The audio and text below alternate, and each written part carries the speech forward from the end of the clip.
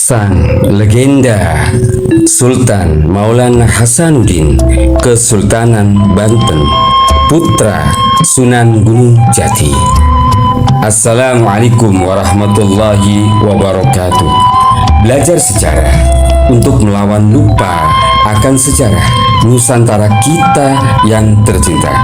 Sahabat pecinta channel Bani Hidayatullah, yang kami akan kisahkan cerita sejarah sang legenda Pangeran Sabah Kingkin atau Sultan Maulana Hasanuddin, Raja Kesultanan Banten, putra Sunan Gunung Jati. Pada abad 16 Masehi, berdirilah kerajaan di ujung barat Pulau Jawa. Alkisah berawal dari cucu Raja Pakuan Pajajaran, Sri Baginda Prabu Siliwangi, anak sulung Raden Ayu Paras Santang, yang menikah dengan Syarif Abdullah yang lahir putra sulungnya bernama Syekh Syarif Hidayatullah. Syekh Syarif Hidayatullah atau Sunan Gunung Jati yang menikah dengan putri Banten Girang, Nyai Mas Ratu Kawung Anten. Istri kedua Sunan Gunung Jati dikaruniai anak dua. Yang pertama Nyai Mas Ratu Winaon, dan yang kedua Pangeran Sabah Kingkin atau Sang Nataraja Banten, Sultan Maulana Hasanuddin bin Sang Nataraja Cirebon, Sultan Cirebon Sunan Gunung Jati. Dari beliaulah awal Kesultanan Banten. Konon kisah ceritanya, Mbah Sunan Gunung Jati mempunyai 6 istri yang cantik jelita dan soleha. Di antaranya yang pertama, Nyai Mas Babadan tidak dikaruniai anak, yang menikah pada tahun 1471 Masehi. Istri yang kedua, Nyai Mas Kawung Anten, anak Pangeran Srosoan Banten Girang, dikaruniai 2 anak. Yang pertama, Nyai Mas Ratu Winaun, lahir pada tahun 1477 Masehi. Putra yang kedua lahir pada tahun 1479 Masehi. Beliau bernama Pangeran Sabah Kingkin atau Sultan Maulana Hasanuddin, Raja Banten. Istri yang ketiga, Nyai Mas Pakungwati, putri Pangeran Walang Sungsang, Raja pertama Caruban Nagari di Keraton Pakungwati, Cirebon. Nyai Mas Pakungwati tidak dikaruniai anak.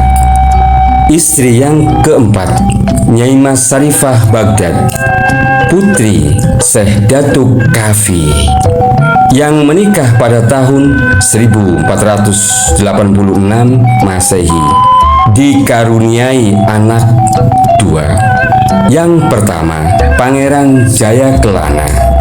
Yang kedua, Pangeran Brata Kelana atau Pangeran Gung Anom. Istri yang kelima, Nyai Mas Ong Ting, putri Raja Cina dari dinasti Ming, yang menikah pada tahun 1486 Masehi, dikaruniai anak 1 laki-laki, wafat saat masih bayi. Istri yang keenam, Nyai Mas Rara Tepasan, keturunan Raja Majapahit atau cucu Majapahit, yang menikah pada tahun 1490 Masehi, dikaruniai 2 anak. Yang pertama, Nyai Mas Ratu Ayu, lahir pada tahun 1492 Masehi. Yang kedua, Pangeran Muhammad Arifin, lahir pada tahun 1493 Masehi, atau gelar beliau Pangeran Pasarean. Sebelum Islam masuk di wilayah Banten, mayoritas masyarakat wilayah ini telah menganut ajaran agama Hindu yang pada saat itu tengah berkembang pesat di Indonesia. Hal ini dapat dibuktikan dengan ditemukan banyak peninggalan yang berbau Hindu berupa arca-arca, prasasti, dan lain-lain sebagainya. Proses Islamisasi di Banten kemudian baru terjadi pada kisaran abad 16 Masehi dengan bukti ditemukannya permukiman masyarakat Islam di sekitar pesisir wilayah Banten. Tokoh peletak dasar Islamisasi di wilayah Banten adalah Syekh Syarif Hidayatullah atau Sunan Gunung Jati. Beliau menyebarkan agama Islam dengan cara damai dan tanpa paksaan sesuai dengan tuntunan ajaran Islam. Berkat ketekunan, keikhlasan, dan kesabarannya lah banyak dari penduduk Banten kemudian menjadi tertarik dan masuk agama Islam, termasuk sang bupati saat itu, sebab budi pekerti dan akhlak beliau yang sangat mulia menjadikan Bupati Banten juga tertarik untuk menikahkan Sunan Gunung Jati dengan sang adik perempuannya, yaitu Nyai Mas Kawung Anten. Berkat jasa beliaulah Islam menyebar luas di wilayah Banten dan kemudian terus berkembang pesat, diteruskan oleh para keturunannya. Pada mulanya, Banten merupakan salah satu wilayah kekuasaan Kerajaan Pajajaran yang bercorak Hindu. Wilayahnya strategis serta diapit oleh laut-laut besar di setiap sisinya, menjadikan Banten memiliki pelabuhan yang ramai. Oleh karena itu, Banten menjadikan salah satu aset vital bagi Kerajaan Pajajaran. Berdirinya Kesultanan Banten diawali dengan kerjasama antara Kerajaan Cirebon dan Kerajaan Demak pada tahun 1526 oleh Sultan Trenggono yang merupakan raja dari Kesultanan Demak.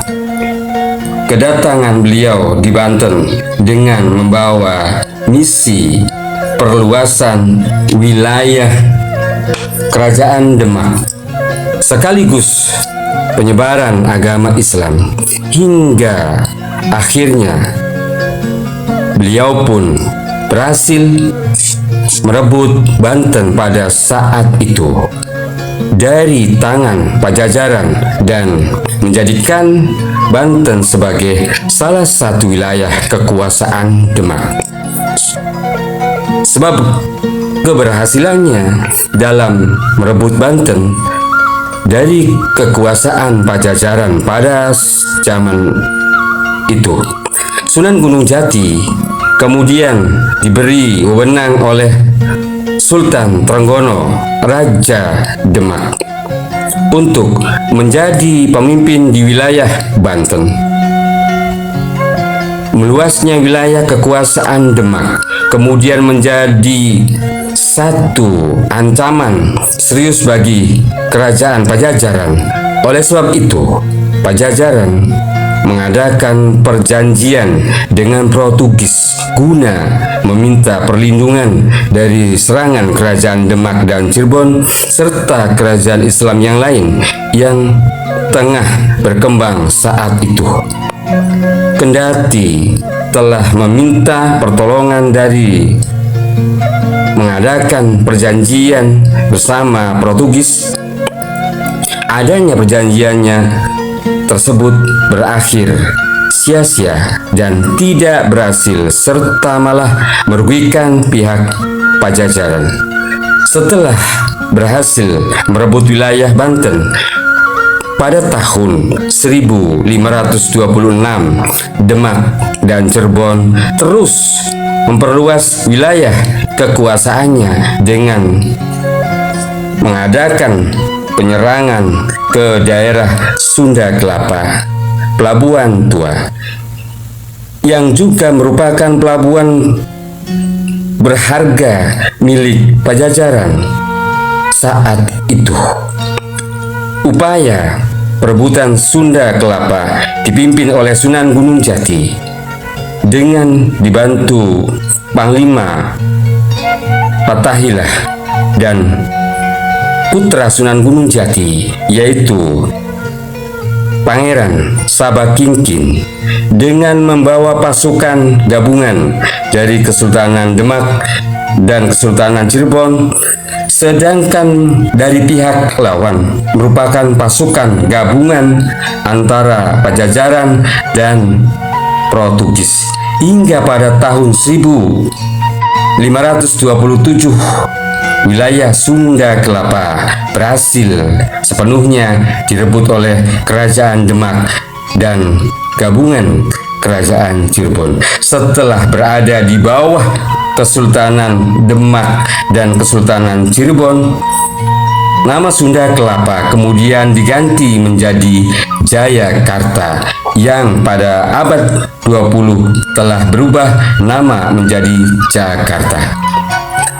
Setelah keberhasilannya dalam upaya memperluas wilayah kekuasaan Demak dan Kerajaan Cirebon, Sunan Gunung Jati pun menjadi pemimpin di 3 wilayah sekaligus, yaitu Banten, Jayakarta, dan juga Kesultanan Cirebon, yang sebelumnya memang merupakan wilayah yang telah dipimpin oleh, karena banyak wilayah yang dipimpin oleh beliau, menjadikannya Sunan Gunung Jati kewalahan sebab harus berpindah-pindah dari satu wilayah ke wilayah lain.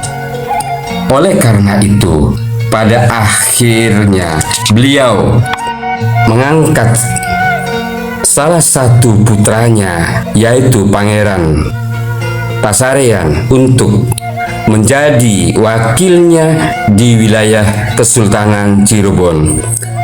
Kabar duka muncul pada tahun 1552 di mana Pangeran Pasarean atau Pangeran Muhammad Arifin dinyatakan meninggal dunia dalam usia yang sangat masih muda.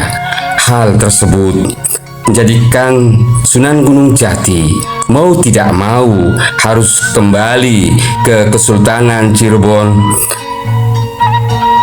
Penguasaan Banten dan Jayakarta kemudian diserahkan oleh Sunan Gunung Jati kepada salah seorang putranya yang lain, yaitu Pangeran Sabakingkin atau Sultan Maulana Hasanuddin. Usai menaklukkan Banten dan Sunda Kelapa, upaya perluasan wilayah Demak terus dilakukan oleh Sultan Trenggono ke berbagai wilayah di Nusantara hingga pada tahun 1546 beliau dinyatakan gugur dalam upaya penyerangan Kerajaan Demak ke Pasuruan. Wafatnya beliau menimbulkan kekacauan politik di kerajaan, sehingga wilayah-wilayah yang sebelumnya telah dikuasai berusaha melepaskan diri dari genggaman Demak. Salah satunya adalah wilayah Banten. Hingga pada tahun 1568 Banten berhasil melepaskan diri dari Demak dan mendirikan kerajaan sendiri dengan sultan pertamanya, yaitu Sultan Maulana Hasanuddin. Kesultanan Banten terletak di Kabupaten Serang. Tentunya tidak terlepas daripada sejarah Banten pada umumnya. Karena Serang semula merupakan bagian dari wilayah kerajaan Kesultanan Banten yang berdiri pada abad ke-16 dan pusat pemerintahannya terletak di daerah Serang. Sebelum abad ke-16, berita-berita tentang Banten tidak banyak tercatat dalam sejarah. Konon pada mulanya Banten masih merupakan bagian dari kekuasaan Kerajaan Sunda. Penguasa Banten pada saat itu adalah Prabu Pucuk Umum, putra dari Prabu Sidaraja Pajajaran. Adapun pusat pemerintahannya bertempat di Banten Girang, di selatan kota Serang. Pada abad ke-16, Islam mulai masuk ke Banten dibawa oleh Sunan Gunung Jati atau Syekh Syarif Hidayatullah yang secara berangsur-angsur mengembangkan agama Islam di Banten dan sekitarnya, serta dapat menaklukkan pemerintahan Prabu Pucuk Umum. Pada tahun 1524 sampai dengan 1525 Masehi. Selanjutnya beliau mendirikan kerajaan Kesultanan Islam di Banten dengan mengangkat putranya bernama Pangeran Sabakingkin atau Sultan Maulana Hasanuddin menjadi raja Sultan Banten yang pertama, berkuasa 18 tahun. Pada tahun 1552 sampai dengan 1570 Masehi, atas prakarsa Sunan Gunung Jati, pusat pemerintahan yang semula bertempat di Banten Girang dipindahkan ke Serosoan Banten Lama atau Banten Lor yang terletak 10 km di sebelah utara kota Serang. Setelah Sultan Maulana Hasanuddin wafat pada tahun 1570 Masehi, digantikan oleh putranya yang bernama Sultan Maulana Yusuf sebagai Raja Banten yang kedua pada tahun 1570 Masehi sampai dengan 1580 Masehi, dan selanjutnya diganti oleh Raja Sultan yang ketiga, keempat, dan seterusnya sampai dengan terakhir Sultan yang ke-21, yaitu Sultan Muhammad Rafiuddin yang berkuasa pada tahun 1809 sampai dengan 1816 Masehi. Jadi, periode Kesultanan Kerajaan Islam di Banten berjalan selama kurun waktu 264 tahun, yaitu dari tahun 1552 sampai dengan 1816 Masehi. Pada zaman kesultanan ini banyak terjadi peristiwa-peristiwa penting, terutama pada akhir abad ke-16 Juni 1596 Masehi, di mana orang-orang Belanda datang untuk pertama kalinya mendarat di pelabuhan Banten di bawah pemimpin Cornelis de Houtman dengan maksud untuk berdagang. Namun sikap yang congkak dari orang-orang Belanda tidak menarik simpati dari pemerintah atau rakyat Banten saat itu, sehingga sering timbul ketegangan di antara masyarakat Banten dengan orang-orang Belanda. Pada saat tersebut, Sultan yang bertahta di Banten adalah Sultan yang keempat, yaitu Sultan Abdul Mufakir Muhammad Abdul Qadir, yang waktu itu masih belum dewasa atau masih bayi. Sedang yang bertindak sebagai walinya adalah Mangkubumi Jaya Negara, yang wafat kemudian pada tahun 1602 diganti oleh saudaranya, yaitu Yudah Nagara. Pada tahun 1608, Pangeran Rama Nanggala diangkat sebagai Patih Mangkubumi. Sultan Abdul Mufakir mulai berkuasa penuh dari tahun 1624 sampai dengan 1651 dengan Rama Nanggala sebagai patih dan penasehat utamanya. Sultan Banten yang keenam adalah Sultan Abdul Fattah, cucu Sultan kelima yang terkenal dengan julukan Sultan Ageng Tirtayasa, yang memegang tampuk pemerintahan dari tahun 1651 Masehi sampai dengan 1680 Masehi, selama 30 tahun. Pada masa pemerintahannya, bidang politik, perekonomian, perdagangan, pelayaran maupun kebudayaan berkembang maju dengan pesat. Demikian pula kegigihan dalam menentang Kompeni Belanda atas kepahlawanannya dalam perjuangan menentang Kompeni Belanda. Maka berdasarkan surat keputusan Presiden Republik Indonesia, Sultan Ageng Tirtayasa dianugerahi kehormatan predikat sebagai pahlawan nasional.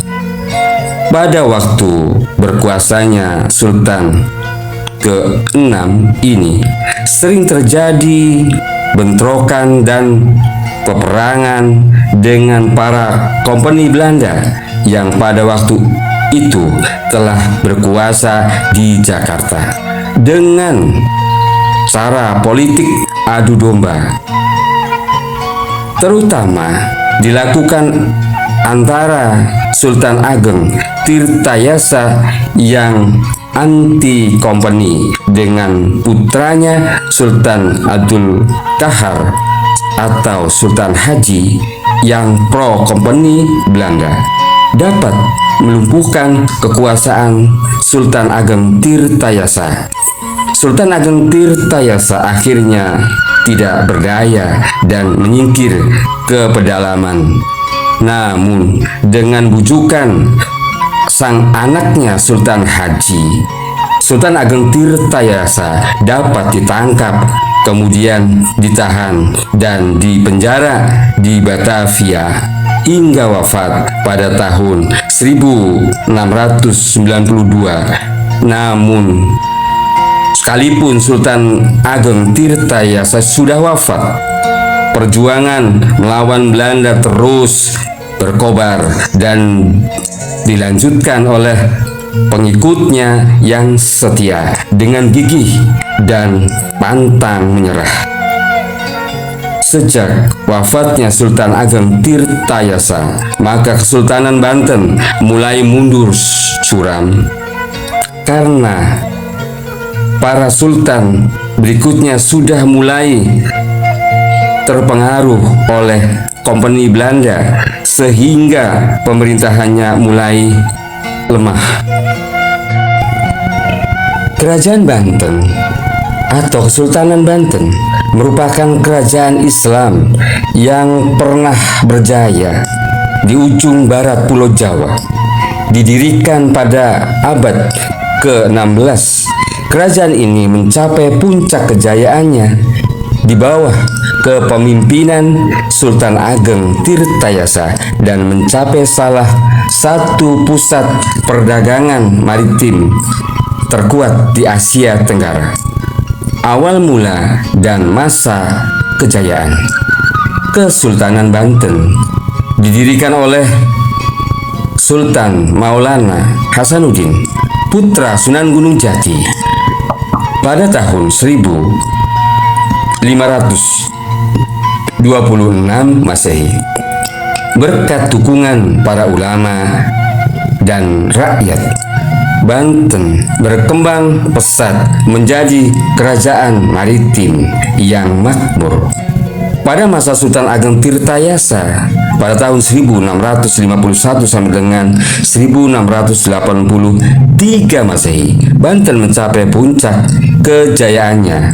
Kerajaan ini menjalin hubungan perdagangan dengan berbagai negara di Asia Tenggara, Timur Tengah, dan Eropa. Banten juga menjadi pusat penyebaran Islam di Pulau Jawa. Meskipun kuat, Kesultanan Banten harus menghadapi perlawanan dari VOC, Kongsi Dagang Belanda, yang ingin menguasai perdagangan di Nusantara. Pertempuran sengit terjadi antara Banten dan VOC dengan Sultan Ageng Tirtayasa memimpin perlawanan pada zaman itu. Berikut daftar raja-raja Kesultanan Banten. Yang pertama, Sultan Maulana Hasanuddin, Penembahan Serosoan pada tahun 1552 Masehi. Yang kedua, Sultan Maulana Yusuf pada tahun 1570 Masehi. Yang ketiga, Sultan Maulana Muhammad Pangeran Ratu Banten pada tahun 1580 Masehi. Yang keempat, Sultan Abdul Mufakir Mahmud pada tahun 1596 Masehi. Yang kelima, Sultan Abdul Mali Ahmad Kenari pada tahun 1640 Masehi. Yang keenam, Sultan Ageng Tirtayasa pada tahun 1651 Masehi. Yang ketujuh, Sultan Haji pada tahun 1672 Masehi. Yang kedelapan, Sultan Abdul Fadal pada tahun 1687 Masehi. Yang kesembilan, Sultan Abdul Mahasin pada tahun 1690 Masehi. Yang kesepuluh, Sultan Muhammad Shofai Zainul Arifin pada tahun 1733 Masehi. Yang ke-11, Sultan Sarifuddin Ratu Wakil pada tahun 1750 Masehi. Yang ke-12, Sultan Muhammad Wasi Zainul Arifin pada tahun 1752 Masehi. Yang ke-13, Sultan Muhammad Arif Zainul Ashikin pada tahun 1753 Masehi. Yang ke-14, Sultan Abdul Mafak Muhammad Aliuddin pada tahun 1773 Masehi. Yang ke-15 Sultan Muhyiddin pada tahun 1799 Masehi. Yang ke-16 Sultan Muhammad Ishak Jainul Mutakin pada tahun 1801 Masehi. Yang ke-17 Sultan Pangeran Wakil Natawijaya pada tahun 1803 Masehi. Yang ke-18 Sultan Aliuddin II pada tahun 1803 Masehi. Yang ke-19 Sultan Pangeran Wakil Suramanggala pada tahun 1808 Masehi. Yang ke-20 Sultan Muhammad Safiuddin pada tahun 1809 Masehi. Yang ke-21 Sultan Muhammad Rafiuddin pada tahun 1813 Masehi. Itulah tadi kisah asal-usul Kesultanan Banten dari kami. Apabila banyak kekurangan, kami maaf yang sebesar-besarnya. Bagi yang menyimak channel kami Bani Hidayatullah, kami mohon subscribe, like, share, komen, bijak dan santun. Semoga ini jadikan pelajaran dan hikmah untuk kita semua. Dan kami undur diri. Billahi taufiq wal hidayah. Wassalamualaikum warahmatullahi wabarakatuh.